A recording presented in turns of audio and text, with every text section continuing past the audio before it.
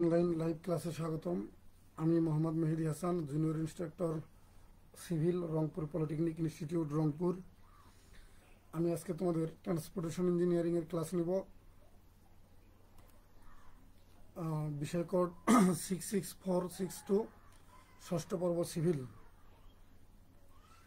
তো আমি আমার এই ক্লাসটা আজকে সকাল 12টায় ছিল।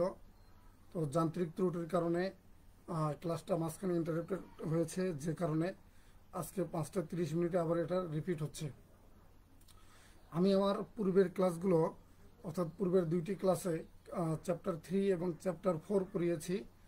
তো স্বাভাবিকভাবে আমার চ্যাপ্টার 5 শুরু করার কথা ছিল, কিন্তু তোমরা অনেকেই কমেন্ট করেছো যে তোমাদের এই চ্যাপ্টারগুলো, অর্থাৎ চ্যাপ্টার 6 পর্যন্ত তোমাদের ক্লাসে কমপ্লিট হয়েছে, তারপর থেকে শুরু করলে ভালো হয়।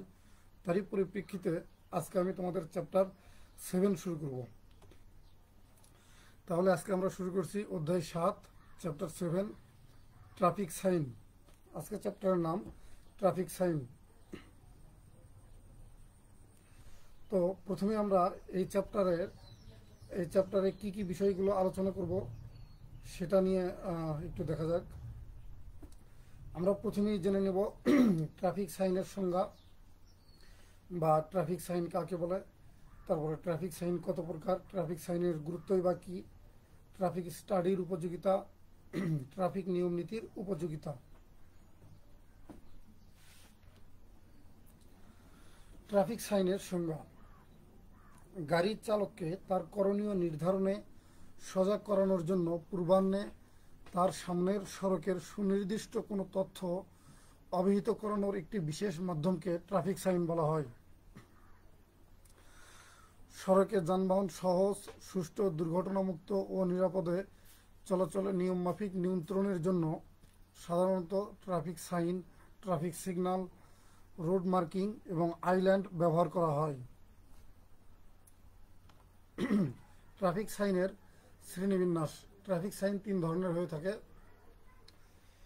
নিয়ম নীতিমূলক বা বাধ্যতামূলক বা আদেশমূলক ট্রাফিক সাইন, সতর্কতামূলক ট্রাফিক সাইন, তথ্যমূলক ট্রাফিক সাইন বা গাইড সাইন। তো আমি আশা করছি আমার কথা শুনতে তোমাদের কোনো প্রবলেম হচ্ছে না, অথবা ভিডিওটি আটকেও যাচ্ছে না।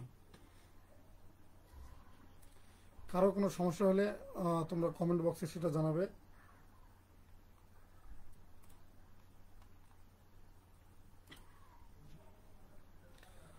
আমরা ট্রাফিক সাইনের শ্রেণীবিন্যাস পড়ছিলাম।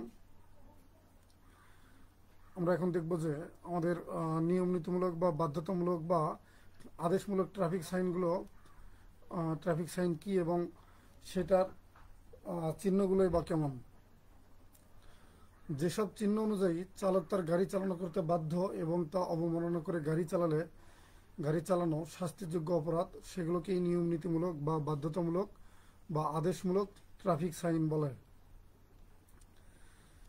এসব চিহ্ন গতিসীমা, পার্কিং নিষেধ, নির্দেশক চিহ্ন, হর্ন বাজানো নিষেধ, ওভারটেকিং নিষেধ, নির্দেশক চিহ্ন অর্থাৎ ডানে বা বামে নির্দেশক চিহ্ন ইত্যাদি সম্বলিত হয়ে থাকে।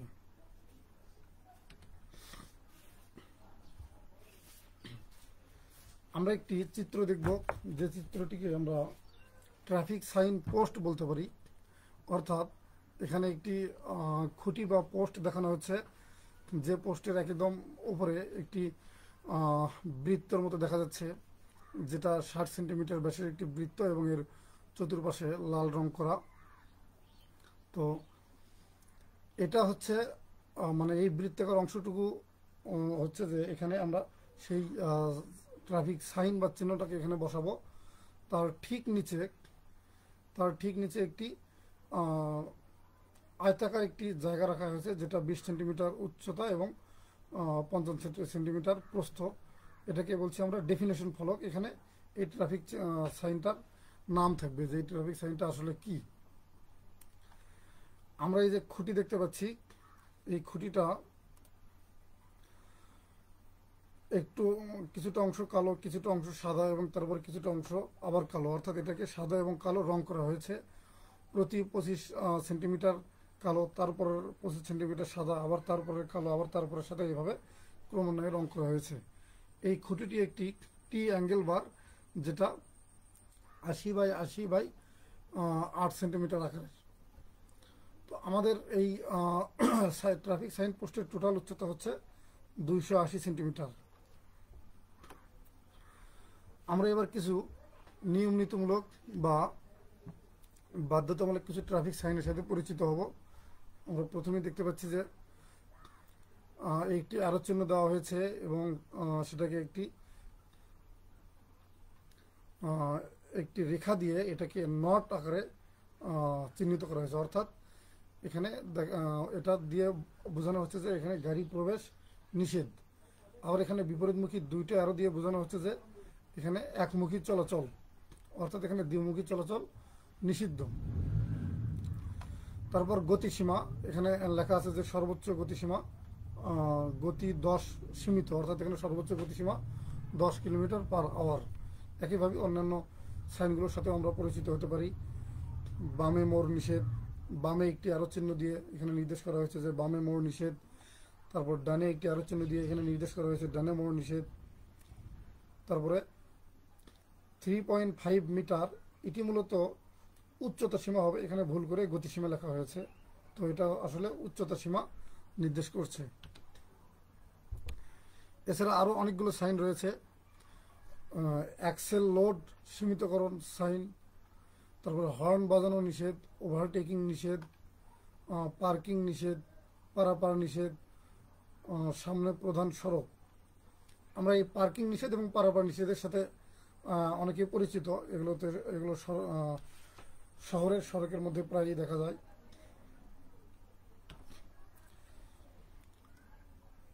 আমরা চলে আসলাম আমাদের দ্বিতীয় প্রকার ট্রাফিক সাইনে। আমাদের দ্বিতীয় প্রকার সাইন হচ্ছে সতর্কতামূলক ট্রাফিক সাইন। এসব চিহ্ন অনুযায়ী চালককে তার সামনের সড়কে গাড়ি চালানোর ক্ষেত্রে প্রয়োজনীয় সতর্কতা সম্পর্কে অবহিত করে। এসব চিহ্ন বিভিন্ন রকমের হয়ে থাকে, যেমন ডানে বা বামে আঁকাবাঁকা সড়ক, বামে বা ডানে মোড়, সামনে সংকীর্ণ সড়ক, সামনে স্কুল, পদযাত্রী পারাপার, রেল গেট ইত্যাদি। আমরা বাধ্যতামূলক ট্রাফিক সাইনের মতোই সতর্কতামূলক ট্রাফিক সাইনেরও একটি ট্রাফিক সাইন পোস্ট দেখব। তবে এই পোস্টটা একটু অন্যরকম। পোস্টের একেবারে মাথায় একটি সমবাহু ত্রিভুজ দেওয়া হয়েছে, যে ত্রিভুজের প্রতিটি বাহু হচ্ছে 45 সেন্টিমিটার করে এবং তার মাঝখানে একটি ছোট্ট ত্রিভুজ রয়েছে। তো চতুর্পাশে লাল রং করা বর্ডার রয়েছে এবং মাঝখানের যে ত্রিভুজটা, ছোট্ট ত্রিভুজটা, এই ত্রিভুজটাতে এটা ফাঁকা থাকবে অথবা এটাকে সাদা রং করা যেতে পারে। ত্রিভুজের ঠিক নিচে একটি আয়তক্ষেত্রের মতো দেখানো হয়েছে, যেটার উচ্চতা 45 সেন্টিমিটার এবং প্রস্থ হচ্ছে 40 সেন্টিমিটার। এই ফাঁকা জায়গাটাতেই মূলত আমরা সেই ট্রাফিক চিহ্নটাকে স্থাপন করব। আর তার নিচে যে পোস্ট বা খুঁটি রয়েছে সেটা আগেকার মতোই 25 সেন্টিমিটার পরপর সাদা কালো রং করা হয়েছে এবং এই পোস্টটির সাইজটাও আগেকার পোস্টের মতোই, অর্থাৎ এটা 80 বাই 8 মিলিমিটার, অর্থাৎ 8 centimetre by 8 centimetre into 0.8 centimetre. আমাদের এই টোটাল পোস্টের উচ্চতা হচ্ছে 275 সেন্টিমিটার। এখন আমরা সতর্কতামূলক কিছু ট্রাফিক সাইনের সাথে পরিচিত হব। আমরা প্রথমেই দেখতে পাচ্ছি যে আঁকা বাঁকা বামে, অর্থাৎ বামে আঁকা বাঁকা রাস্তা রয়েছে। তারপরে চিহ্ন দ্বারা বোঝানো হচ্ছে যে ডানে আঁকা বাঁকা আঁকা বাঁকা রাস্তা রয়েছে। তৃতীয় ট্রাফিক সাইন এটা নির্দেশ করছে ডানে হেয়ার পিন বেন্ড রয়েছে। তারপরে বামে হেয়ার পিন বেন্ড রয়েছে। পঞ্চমটি হচ্ছে ডেড এন্ড, অর্থাৎ এই ধরনের চিহ্ন দেখলে আমাদের বুঝতে হবে যে এখানে এসে রাস্তাটি শেষ হয়ে গিয়েছে। ক্রস চিহ্ন দ্বারা বোঝানো হচ্ছে যে আড়াআড়ি সড়ক, অর্থাৎ দুইটি সড়ক যখন পরস্পরকে অতিক্রম করে ক্রস করে তার পূর্বে এই ধরনের চিহ্ন দেখা যেতে পারে। উঁচু নিচু সড়ক, তারপরে খাড়া ঢাল, ফেরি, ছোট্ট একটি নৌকার চিহ্ন দিয়ে এখানে বোঝানো হচ্ছে যে এখানে ফেরি চলাচল আছে। তারপর সংকীর্ণ সেতু, রেল গেট, পাহারা ছাড়া রেল গেট কেমন হয়, পাহারা সহ রেল গেট কেমন হয়, তারপর সামনে যদি স্কুল থাকে তাহলে কেমন চিহ্ন হয়। একইভাবেই আহ, কোনো রাস্তা থেকে পাশে যদি সাইড রোড থাকে, সেটা ডানে সাইড রোড হলে এরকম হবে, আবার বামে সাইড রোড হলে তার চিহ্নটা এমন হবে।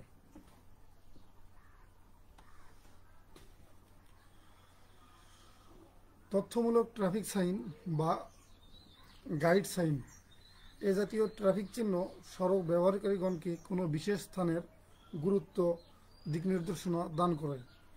এছাড়াও এগুলো সড়ক ব্যবহারকারীগণকে বিভিন্ন তথ্য, যেমন মাইল ফলক, মসজিদ, হাসপাতাল, জাদুঘর, চিড়িয়াখানা ইত্যাদি সম্পর্কে অবহিত করে।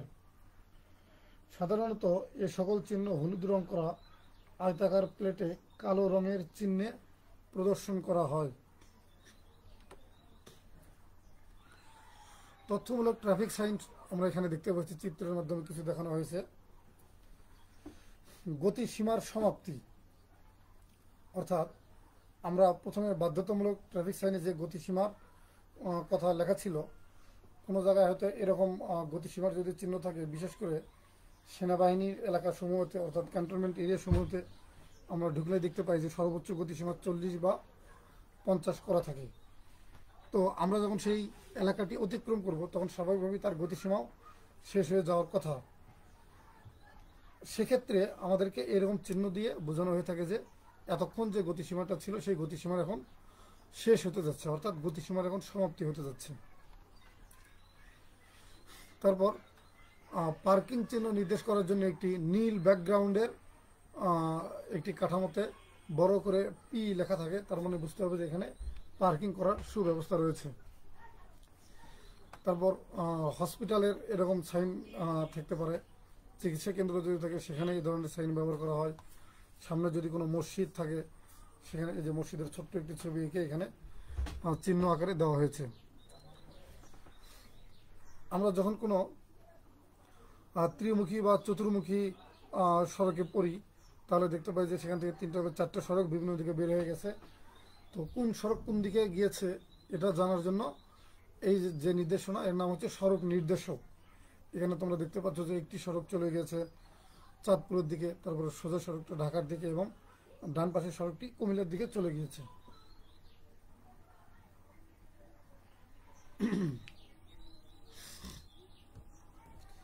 ট্রাফিক সাইনের গুরুত্ব, এতক্ষণ আমরা যে ট্রাফিক সাইন সম্পর্কে পড়লাম সেটার গুরুত্ব কতটুকু এটা আমরা দেখব। সড়ক সংক্রান্ত বিভিন্ন তথ্য পূর্বেই অবগত হওয়ার জন্য, নিরাপদ গন্তব্যে পৌঁছার জন্য, বিভিন্ন আদেশ, সতর্কীকরণ ও তথ্য সম্পর্কে অবগত হওয়ার জন্য, গাড়ির গতি নিয়ন্ত্রণ করে জ্যাম রোধ করার জন্য, নির্বিঘ্নে গাড়ি চলাচল করার জন্য, কোনো গন্তব্যের দিক ও দূরত্ব সম্পর্কে পূর্বেই জানার জন্য। আসলে ট্রাফিক সাইনের গুরুত্বটাকে যদি আমরা এক কথায় বলি, তাহলে এটা হচ্ছে নিরাপদে ও দুর্ঘটনামুক্ত ভাবে কোনো গন্তব্যে পৌঁছায় হচ্ছে ট্রাফিক সাইনের সবচেয়ে বড় গুরুত্ব বা সবচেয়ে বড় প্রয়োজনীয়তা। ট্রাফিক স্টাডির উপযোগিতা,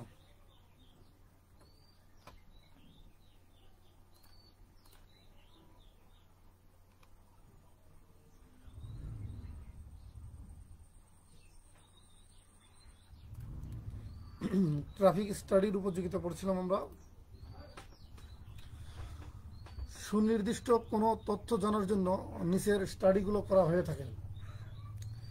ট্রাফিকের পরিমাণ স্টাডি, ট্রাফিক ফ্লো স্টাডি, ট্রাফিকের গতিবেগ স্টাডি, ট্রাফিকের ধারণ ক্ষমতা স্টাডি, যাত্রার স্থান ও গন্তব্যস্থল স্টাডি, পার্কিং স্টাডি, দুর্ঘটনা স্টাডি।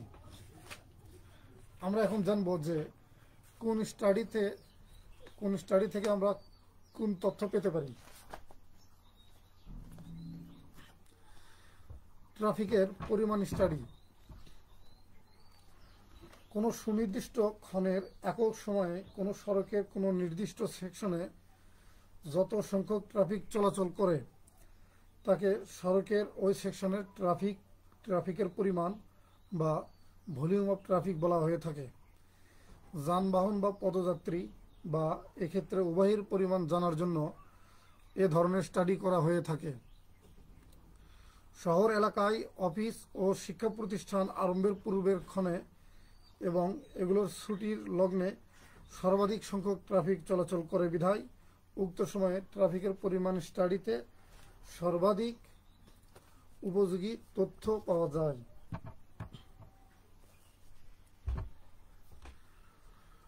বর্তমান সড়কের সুযোগ সুবিধা সম্পর্কে জানার জন্য এবং সড়কের ট্রাফিক পরিচালন ও নিয়ন্ত্রণ উন্নয়নে নতুন পরিকল্পনা প্রণয়ন করার জন্য যে তথ্যের প্রয়োজন তা আমরা ট্রাফিক পরিমাণ স্টাডির মাধ্যমে পেয়ে থাকি। এছাড়াও এই স্টাডি ট্রাফিকের প্যাটার্ন ও ঝোঁক বিশ্লেষণে সহায়তা করে। এই স্টাডির মাধ্যমে শ্রেণী অনুযায়ী ট্রাফিকের সংখ্যা জানা যায় বিধায় পেভমেন্টের কাঠামোগত ডিজাইন ও সড়কের জ্যামিতিক অঙ্গসমূহ ডিজাইনে সহায়তা করে। এখানে একটি বিষয় বলে নেওয়া ভালো যে ট্রাফিক বলতে কিন্তু আমরা গাড়িকে বুঝবো, অর্থাৎ গাড়িকেই আসলে ট্রান্সপোর্টেশন ইঞ্জিনিয়ারিংয়ের ভাষায় ট্রাফিক বলা হয়ে থাকে। ট্রাফিক ফ্লো স্টাডি একক লেনের সড়কের ক্ষেত্রে একই পথে উভয়মুখী ট্রাফিক চলাচল করে, সেজন্য ডাইভার্জিং, তারপর মার্জিং, ক্রসিং এগুলো ট্রাফিক ফ্লো বৈশিষ্ট্যের সাথে সম্পর্কিত।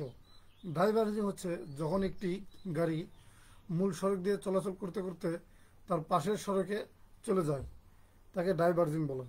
আর ডাইভার্জিংয়ের বিপরীত যে ঘটনাটা এটাই হচ্ছে মার্জিং, অর্থাৎ পাশের সড়ক দিয়ে চলাচল করতে করতে একটি গাড়ি যদি মূল সড়কে প্রবেশ করে তাহলে তাকে আমরা মার্জিং বলি।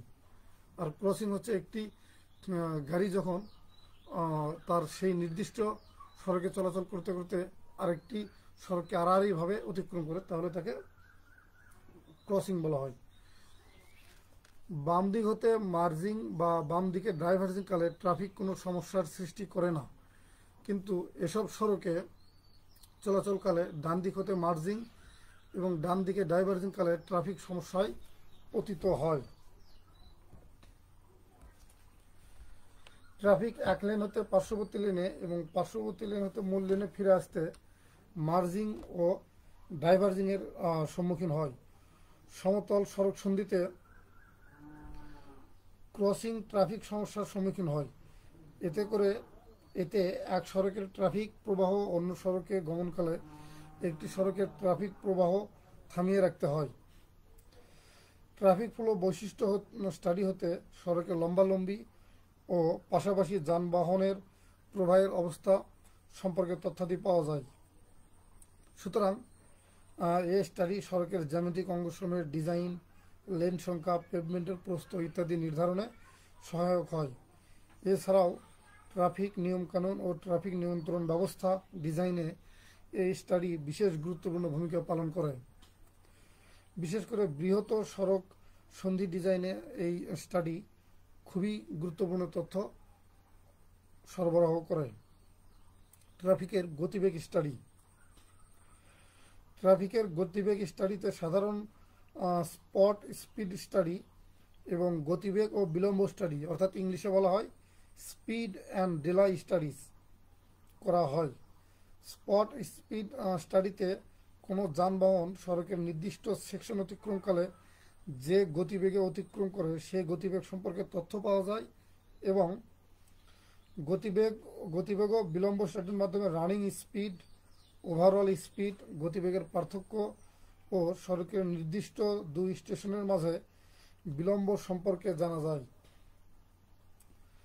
সাধারণত সড়কের দুই স্টেশনের মাঝের অংশে যানবাহনের প্রকৃত গতিবেগ, সড়কের জ্যামিতিক অঙ্গসমূহের ডিজাইন, যানবাহনের ধরন ও অবস্থা, স্থান, সময়, চালকের অবস্থা, আবহাওয়া ইত্যাদির উপর নির্ভর করে।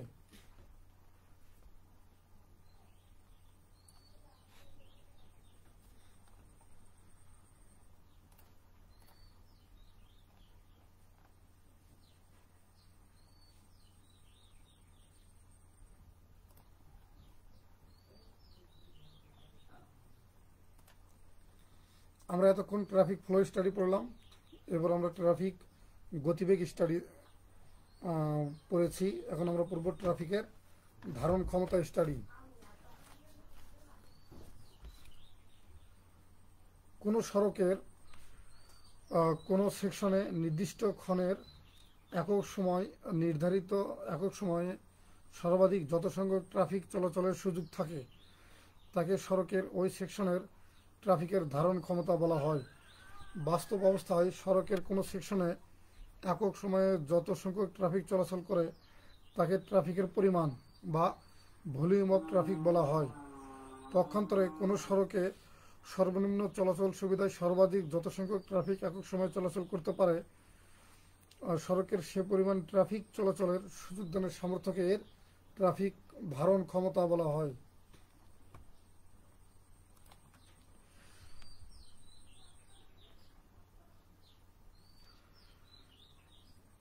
যাত্রার স্থান ও গন্তব্যস্থল স্টাডি। এই স্টাডির মাধ্যমে আমরা নিম্নলিখিত তথ্যগুলো পেতে পারি। ভ্রমণের উদ্দেশ্য, ভ্রমণের সময় ও দিক, ভ্রমণের মাধ্যম অর্থাৎ কোন গাড়ির মাধ্যমে ভ্রমণ করা হচ্ছে, ভ্রমণের স্থান ও গন্তব্যস্থল, পার্কিং ও ট্রাফিক থামার জন্য সুবিধাদি। Parking study. পার্কিং স্টাডির মাধ্যমে যে সমস্ত তথ্য পাওয়া যাবে সেগুলো হলো বর্তমানে প্রাপ্ত পার্কিং সুবিধা এবং আরও সুবিধা সৃষ্টির জন্য প্রয়োজনীয় উন্মুক্ত স্থান, পার্কিংয়ের জন্য পিক সময়ে চাহিদার পরিমাণ, শিল্প এলাকা, বাণিজ্যিক এলাকা ইত্যাদি হতে পার্কিং সুবিধা গ্রহণের মতামত।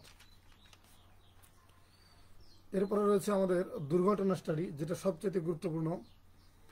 তো দুর্ঘটনামুক্ত, নিরাপদ ও দ্রুত ভ্রমণের সুযোগ সৃষ্টি হচ্ছে ট্রাফিক ইঞ্জিনিয়ারিংয়ের অর্থাৎ জিও টেকনিক্যাল ইঞ্জিনিয়ারিংয়ের ট্রান্সপোর্টেশন ইঞ্জিনিয়ারিংয়ের প্রাথমিক ও প্রধান উদ্দেশ্য।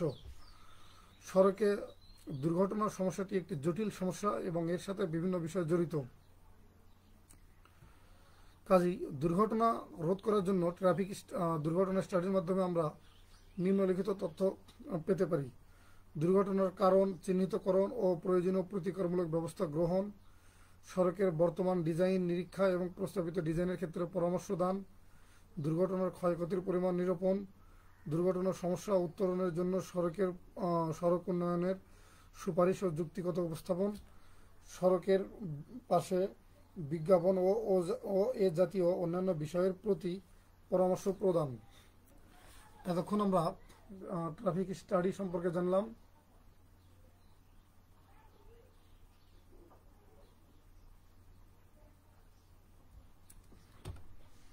এখন আমরা জানবো ট্রাফিক নিয়ম নীতির উপযোগিতা।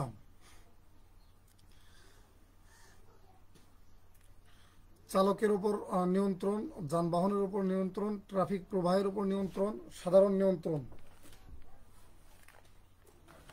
তো চালকের উপর নিয়ন্ত্রণ হচ্ছে চালকের গাড়ি চালানোর যোগ্যতা ও দক্ষতা, শারীরিক অবস্থা, শ্রবণ শক্তি, দৃষ্টিশক্তি ও বুদ্ধিমত্তা ইত্যাদি দিক সম্পর্কে প্রয়োজনীয় পরীক্ষা নিরীক্ষার পর চালককে ড্রাইভিং লাইসেন্স প্রদান করা উচিত।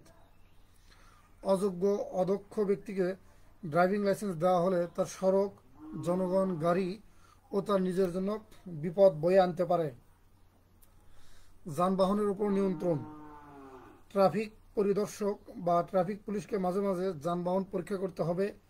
যানবাহন পরীক্ষাকালে গাড়ির রেজিস্ট্রেশন, ওজন, পরিমাপ এবং গাড়ি ও ইঞ্জিনের বিভিন্ন প্রয়োজনীয় অংশ যেমন ব্রেক ইত্যাদি সঠিক অবস্থায় আছে কিনা তা দেখে নিতে হবে।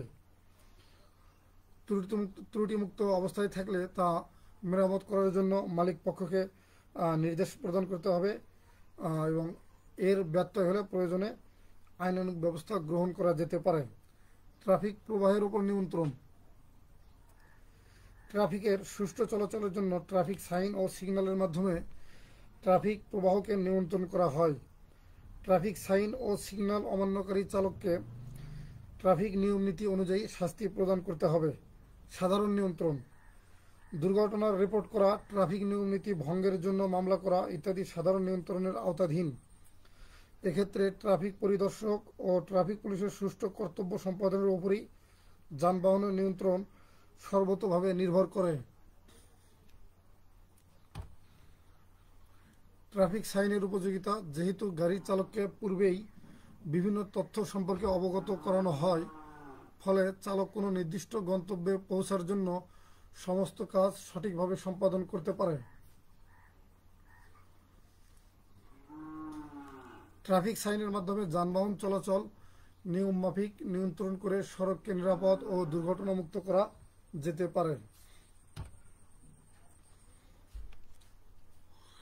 এই ভিডিওটি তোমরা যদি পরবর্তী সময় দেখতে চাও তাহলে এই ভিডিও সহ পূর্ববর্তী যে সমস্ত ভিডিও রয়েছে সবগুলো ভিডিওই বাংলাদেশ সরকারের ওয়েবসাইট দক্ষতা বাতায়ন বা www.skill.gov.bd এই ঠিকানায় ভিজিট করে তোমরা দেখতে পারো। তো সবাইকে আবারও অনুরোধ করব যে সবাই বাসায় থাকো, নিরাপদে থাকো, এবং এতক্ষণ আমার ক্লাসটি মনোযোগ দিয়ে দেখার জন্য সবাইকে আন্তরিক ধন্যবাদ জানিয়ে আমি এখানেই শেষ করছি।